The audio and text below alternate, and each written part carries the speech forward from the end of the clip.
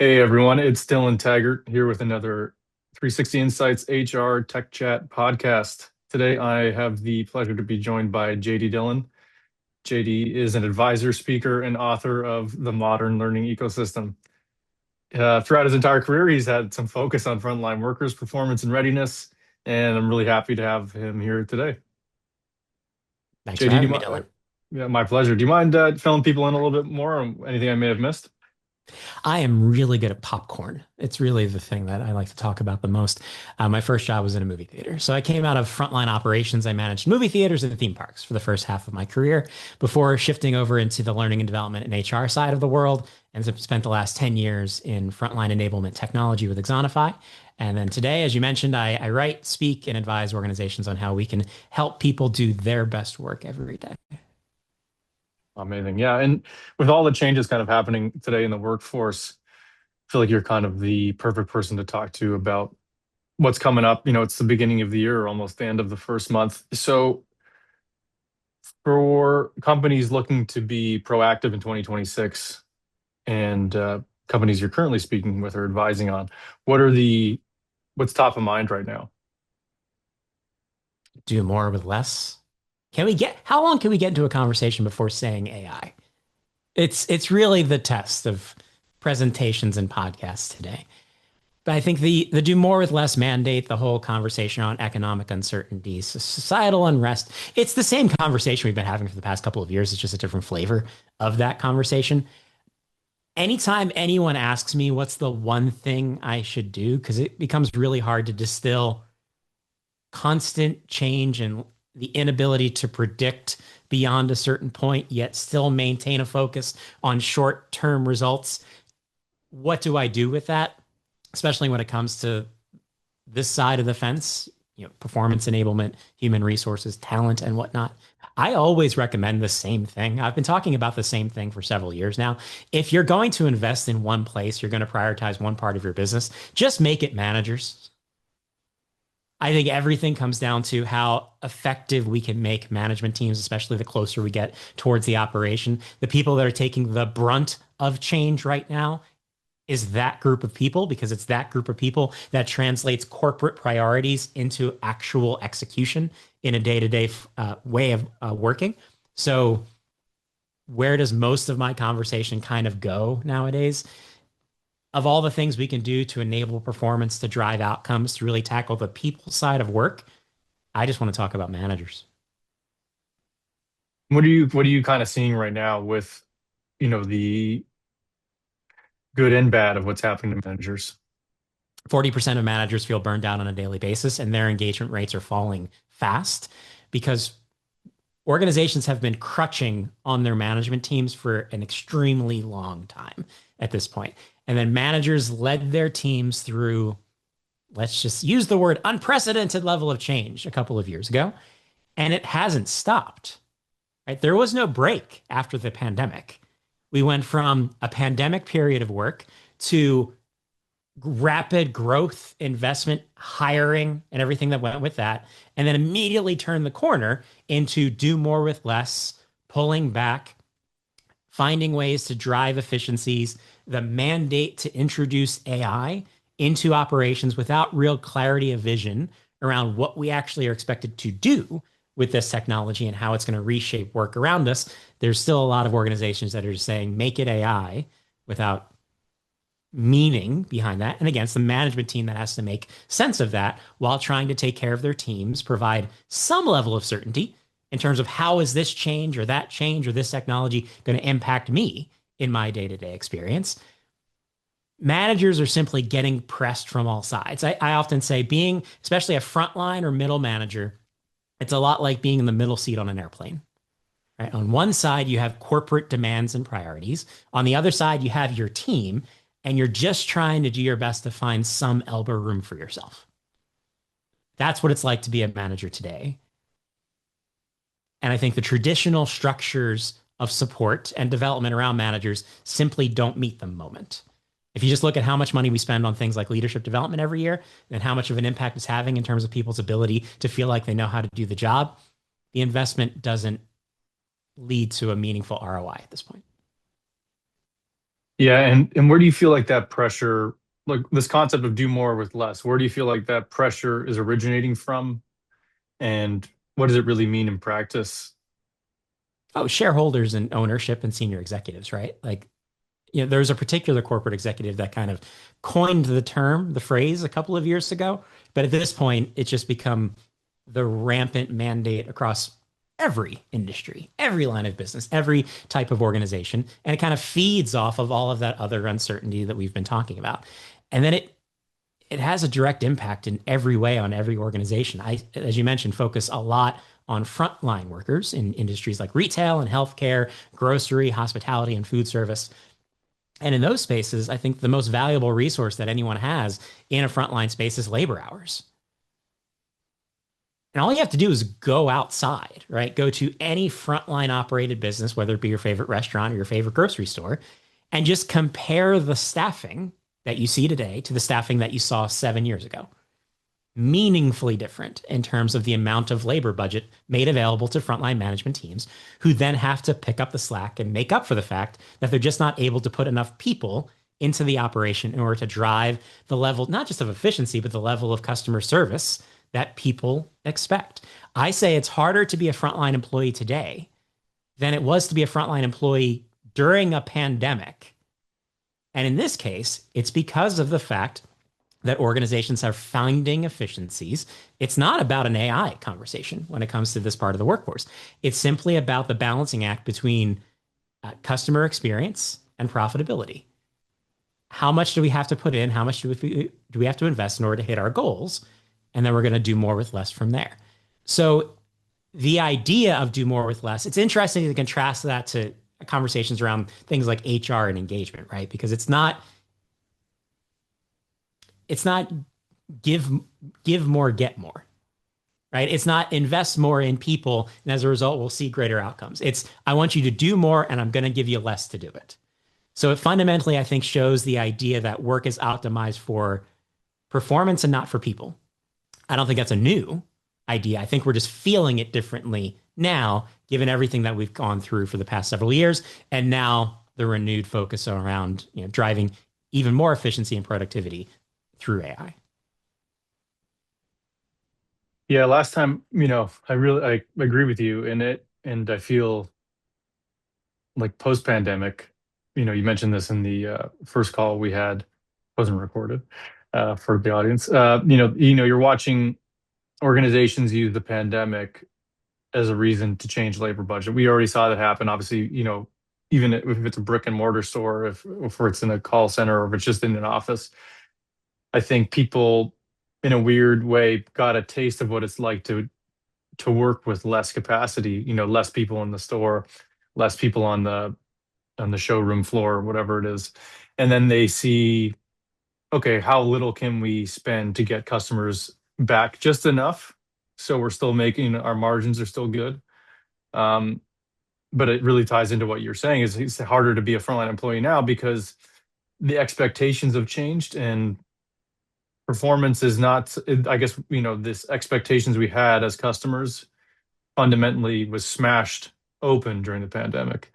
And in the aftermath of that, our expectations about what you get when you go into a store have fundamentally changed because we all have this residual experience in the back of our brains about how things used to be. Maybe as generations go on, they'll feel differently about that, or maybe this is just the new norm. But I feel it's like a bit of an austerity mindset, and as I mentioned to you previously, it kind of it's a very private equity mentality. So when you talk about improving workforces and investing in teams, do you feel like leaderships are too short-sighted because of this taste they still have in their mouth from the pandemic? And are they really missing out on the big picture here and the long-term changes that it's going to have on their business? I think it's interesting that we're seeing kind of play out in real time an example of what happens when there's a short-term mindset when it comes to how we invest in the capability of our organization, meaning the capability of people. Because for years, before AI just took over the conversation in the workplace, especially in the HR and L&D side of the fence, the word skills was everyone's favorite buzzword, right? We were talking about skills strategy, skills ontology, skills taxonomy, skills platform. It was just skills all day, every day. it's still a very kind of vague concept. We talk about skills, right? It's not a word that we use on a regular basis. It's also not a term or a concept that we use to manage an organization. But it's an attempt to say that we need capable people to drive long-term capabilities in organization and overcome that kind of short-term mindset. But I don't think it necessarily landed outside of the people who are focused on building a skill strategy. It's one of those things that sounds great on paper. It's common sense, but does it actually change how an organization operates the systems of work in order to kind of take advantage of it? Fast forward to today.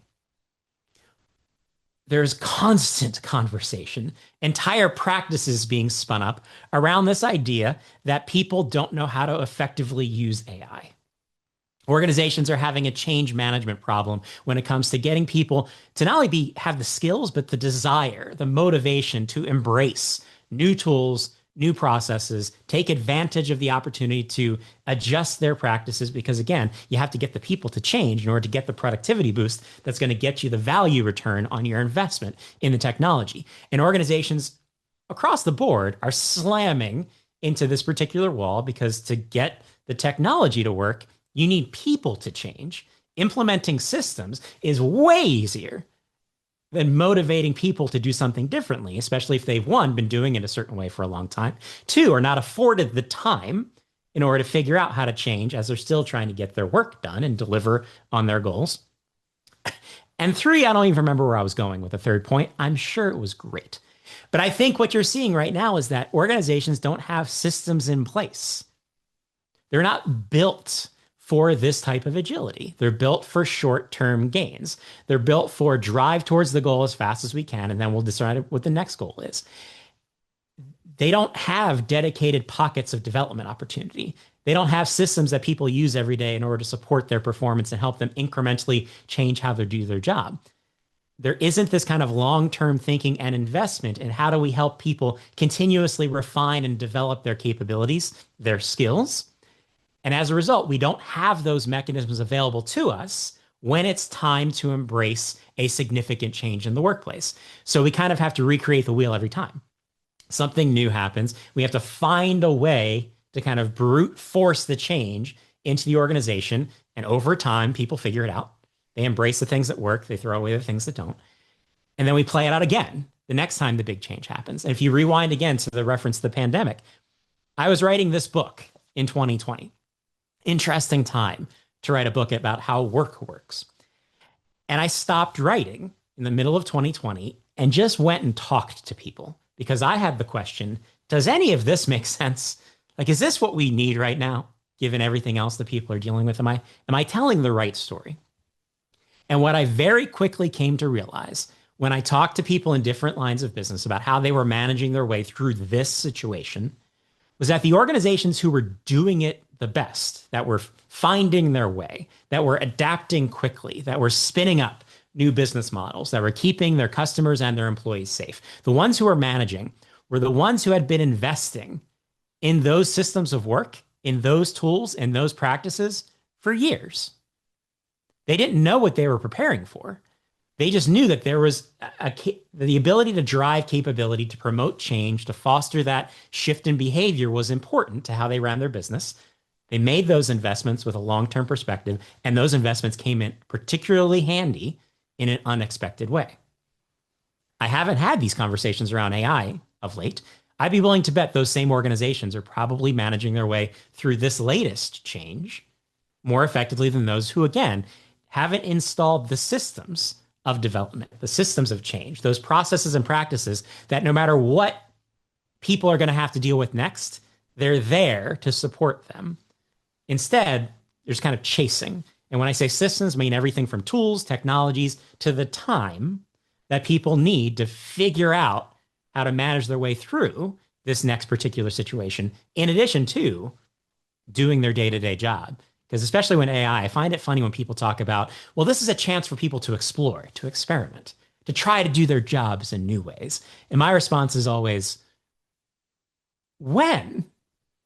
Because I've yet to run into the person who, says, oh, I've got 4 extra hours this week, so I'm going to experiment. No, they have to stack time on top of their deliverables in order to find new ways and who has the time for that. Hence, why so many organizations are struggling to kind of gain that initial value bump from AI. Yeah, I recently read a report from UKG that was saying how it's a very fear from the employee standpoint. It's very fear driven when it comes to AI and kind of what you're saying. Having those 4 extra hours. And the report was saying that people were skipping lunch breaks, working overtime, skipping vacation, just because they were fearing that, well, they got this tireless competitor who doesn't sleep against them now. Whether or not it was valid or not, like you're saying, it's kind of a training and communication issue at that point because they're not telling them, um, they're not disclosing to them or being transparent to them that this is how this is going to be laid out. This is how it's going to help you. And that was a part of the report as well, which, and for an employer, what would let's say you tell them what you just told me or what we're saying, and they say to you, well, it's kind of a buyer's market right now in terms of employment. The market's flooded with people who got the skills I need. Why do I even need to train my people? I just haven't found the right one yet. And what would you say to someone who has that to say in return? One, I would challenge, depending on what industry we're talking about or what roles we're talking about, if it is in fact a buyer's market or if there is still a gap in terms of certain capabilities. I mean, if we're talking about healthcare, we're talking about air traffic controllers, we have a definite problem when it comes to finding people and then developing them at the speed necessary in order to close operational gaps in those kind of nuanced spaces. Um, it is it's unfortunate, but I think emblematic of how the workplace functions at this point, that is often the thinking. I can change the way that I run my business and make decisions about my people because I can find other people. So if you want to have a conversation about what engagement really means in today's workplace, I think the fact that that mentality exists shows you the reality of kind of the situation that we're in. I think when it comes to justifying any type of investment in people, we have to find the ways to anchor that conversation as tightly as possible to the metrics that drive decision making. That's not new. I don't think I just revealed any type of new information for anybody because we've been talking about that forever. I just think we really struggle at figuring out how to make the case for the people side of work by making it about the business side of things. Because sometimes it can feel not nice, I think, to talk that way. I'm not a fan of when we use terms like human capital. Like it just feels like the wrong terminology. It doesn't feel respectful of the people that we're relying on to do the work to refer to people in that way. I wish we just referred to people as people and had human conversations. And I think we have a hard time bridging the business side of the conversation with the people side of the conversation and not making it entirely about outcomes and still reflecting something about the experience of work. I wish I had an answer to say, this is how you balance those things in a way that works for everybody. Like you said, I think right now things are tilted in a particular direction. But I think when it comes to people who really zoom in on and focus on the people side of work, a lot of times being the HR side of the business, the more just the better we can be at the business side of things, the more we can talk like the less we can talk about the altruistic side of work and the more that we can connect decisions that are meaningfully beneficial to people to outcomes that are meaningful to stakeholders, I think the better position that we're in.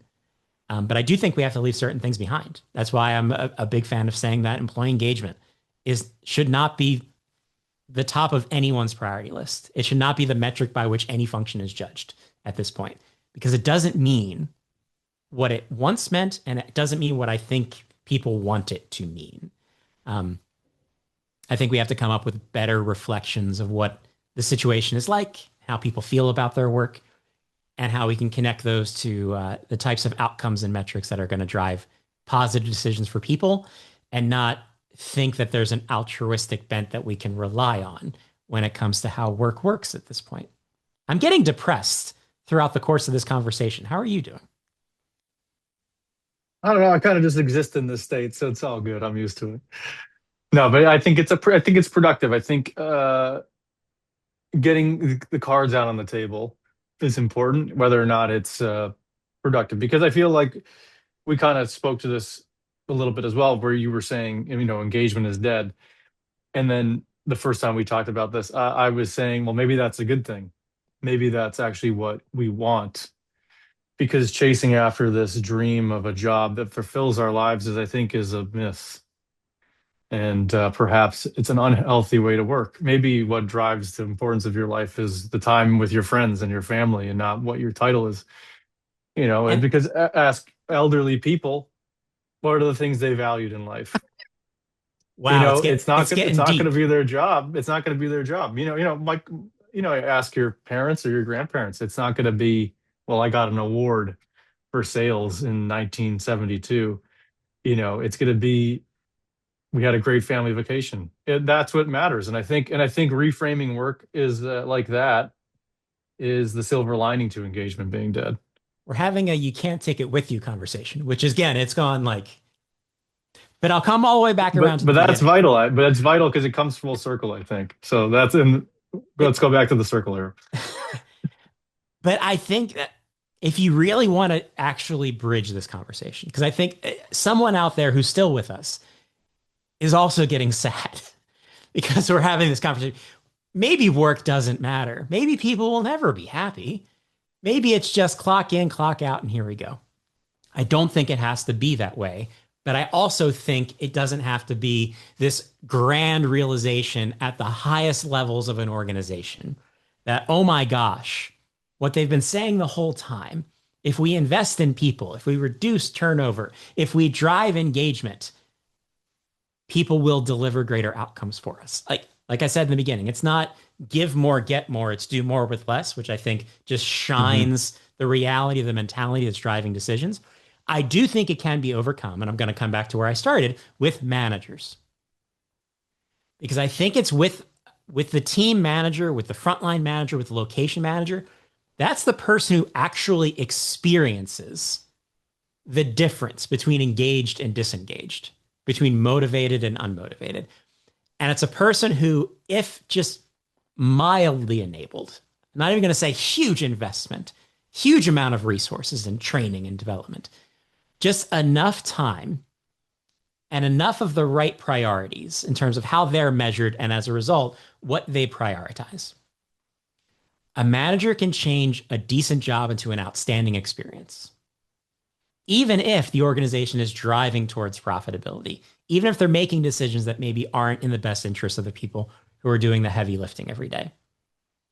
So if you are focused on the people side of work, if you're in the human resources space, or maybe you are in operations or another line of business, and you do understand the connection between people having an engaging experience at work and being able to do their best to drive to the outcomes that the organization cares about.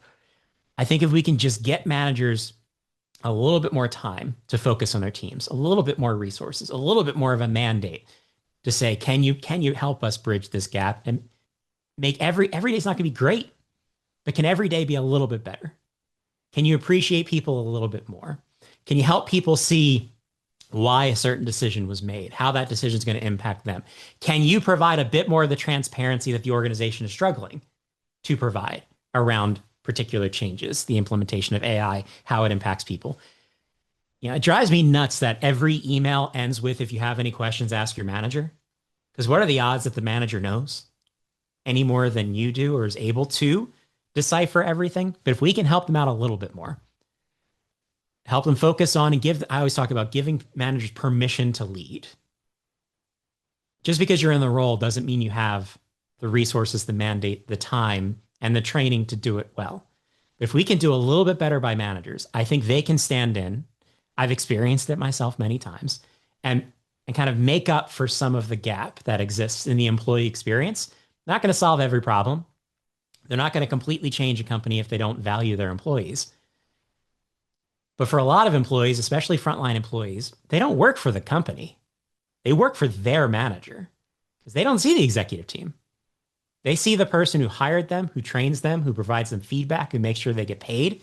That person is a significant part of their experience. If we can help them be a little bit better, care a little bit more, not that they don't, but be able to demonstrate that care, I think that can make up for a lot of the gap that we're talking about in terms of how employees are valued today. Because instead of trying to make the company value employees, that's a big machine. Right? It's really hard to, even if people say things, it's hard to echo that in all of these decisions. But the person who's right there, shoulder to shoulder every day, we can demonstrate that care right there. I think you can make a huge difference for people and still drive towards the outcomes that the business is prioritizing. Managers. Yeah, I think the end goal we're both heading towards is the same here. I think it's kind of that rule of averages where it's just, you don't want work to be like this all the time, even though that's going to happen. There's going to be peaks and valleys, but it's trying to straighten that curve in that trajectory. I guess if on camera, it's going to be this way, heading towards a positive direction as much as possible for everyone involved. It's kind of, solving that prisoner's dilemma, where everyone wins, but no one wins big because that'll twist the scale will not be leveled anymore. One thing I wanted to talk about is, you've mentioned that a lot of the people talking about frontline workplace are vendors, um, and then tying that together with the way employers and the shareholders or the C-suite is looking at a business.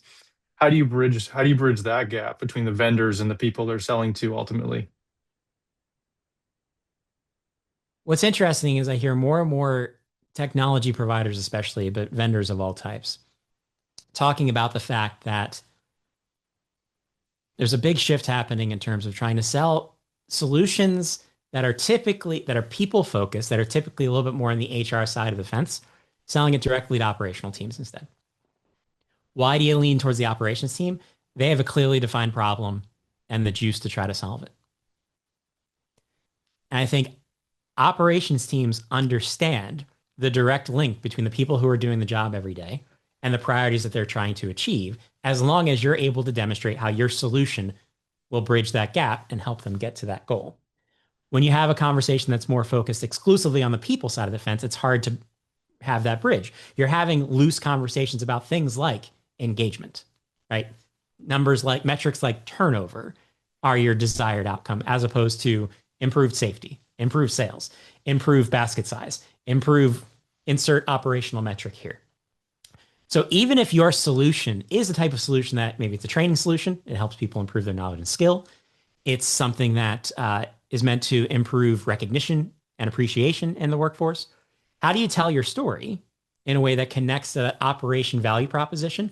And I think the best case scenario is when you can bridge the gap between those stakeholders, when you can help the HR team, the learning and development team, be a champion alongside their operations partners. Because HR and L&D people always talk about the seat at the table conversation, right? Not having the ability to influence decisions, not necessarily being regarded or valued or invested in.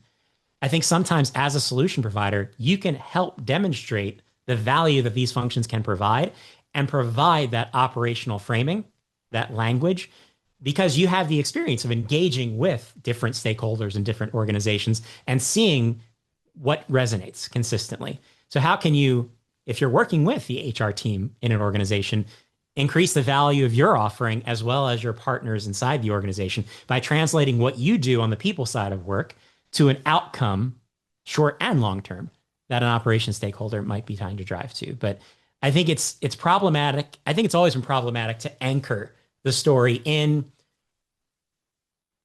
altruistic sides of the workplace, things like development, career pathing, skills. If that's not further anchored into a value proposition that's going to resonate with the people who determine how work is done, and even more importantly, how work is prioritized day to day. Because you could have an amazing system, an amazing platform, an amazing technology. If people never go, if people don't have the time to take advantage of, if you're selling a content library and I have 70 hours of work to do already, doesn't matter how great the development opportunities are in that content library, I'm never making it there. So you have to influence and build champions from the people who decide how that time is spent. That's usually not the people who are typically driving the people side of the conversation. It's the operation side of the conversation. And I've seen successfully providers can help bridge that gap, especially because you're bringing in expertise from outside the organization. There's a strange thing that happens that if you work inside a company and you say something's a good idea, sometimes people put you in a box. And it's like, well, that's not Can't what you possibly do. be true. That's not what we've always done. Yeah. And then you Yeah. go get someone else that they haven't met before and bring them in, and they say the exact same thing that you say, but they're bringing in external expertise. Suddenly, I haven't thought about it that way. We should Right. explore that because this external subject matter expert who's done this before at other companies that I respect says this is a great idea. So sometimes you're also providing that level of validation and expertise in addition to the solution that you're trying to provide to get people to think a little bit differently. Absolutely. So, but with some of these abstract approaches, you're going to maybe butt up against kind of especially for a frontline workplace manager or owner operator that is actually interacting with the front line or just with their business in general a lot more than someone maybe who's in a different office or location, and trying to control the business from there. I feel like you often, or like one often bumps up against kind of the vibes they're feeling, maybe from being either too close to the business to realize those problems, and to the point where I've found it's sometimes difficult to explain these more abstract macro or kind of average or mean approach, like in terms of an average, that is, where it's like if you change this thing on average it's going to improve your business. It may not be as explicit, but it actually is going to have a big long-term impact. For someone who maybe struggles with the numbers, struggles with the keeping up with the metrics of a business, and mainly has found their success through just feeling it out, how do you break through to someone like that? I feel like we're having a conversation about old school sports, right? You have like the data science teams and athletic Yeah, teams now. the real Then you money have, ball situation. Yeah, yeah, the old school is like, well, I watched the game, so I understand. he's a good-looking ball player. That's Yeah, it's really hard to read the label from inside the bottle, right? In terms of not knowing what you don't know and then being open to people that don't have the experience that you have. And as a result, maybe haven't earned your respect to say, not necessarily like sometimes here's a great idea comes across as you're doing it wrong in terms of translation. So one, again, especially I find this to be especially true of frontline teams. Maybe it's true for everybody, and I'm biased in a particular direction. But I believe, especially like you said, the people who have been running family businesses for generations, right? Like my grandfather started this store, handed it down, and now I'm running the store. I very easily can tell who knows this stuff and who doesn't know this stuff, who respects this work and this business and doesn't necessarily do it. And I'll go out on a limb and say that a lot of providers and a lot of service providers, technology providers, one, they don't know. I mean, some solutions are created by people who come from the industry, and as a result, it's imbued with a sense of understanding and appreciation for that work. A lot of times, it's people who very well understand technology and data and content, but maybe haven't played in this particular space. So it's not just that you maybe in the story that you're telling in the way that you're presenting a solution that you don't know the business, because I don't think people expect their providers to all know the detail. They do expect for you to appreciate and understand and respect it. And I think that requires doing your homework. It could be getting out there, going shoulder to shoulder with people. I've been to a lot of grocery stores and had a lot of conversations around loss prevention and produce, because a lot of people who run grocery stores want to talk about loss prevention and produce. And it helps me understand what's the right conversation to have. Two, the example I gave earlier around kind of examples and case studies coming from outside the company, I found success in bringing in examples, not necessarily from a company just like this organization. Maybe it's not even from this industry, but if you do the work to understand the people that you're working with, because ultimately that's what business is, right? Just people making decisions. If you understand the people that you're working with and understand what they value and what they respect, you might be able to bring examples or subject matter expertise from places that might be unexpected, but it resonates with this individual because it's how they think about their work. It's how they think about the type of service they're providing or the types of products that they're providing. So it's doing the homework more than just talking about how we have a solution that solves a problem that you care about, and let me show you how. It's how do you make sure that you go into that conversation with a respect for and appreciation for the work that these folks are doing? Because a lot of these folks grew up in these organizations, right? They've been in retail for 40 years. They know you don't know what they know because this is what they do. But they can very much sense when someone doesn't have an appreciation for the work.